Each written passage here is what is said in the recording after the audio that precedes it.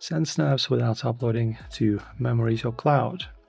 So if you want to send snaps without them uploading to memories or going through Snapchat's cloud, just simple fast local snaps, the key is turning off the features that automatically save or back up your media.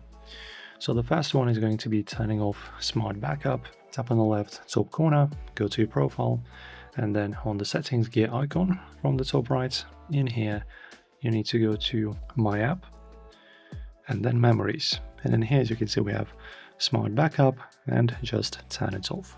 And also in the settings, turn off autosave, and also in these settings change the save settings to camera roll only or nothing. So save button, press, and you choose camera roll only. All right.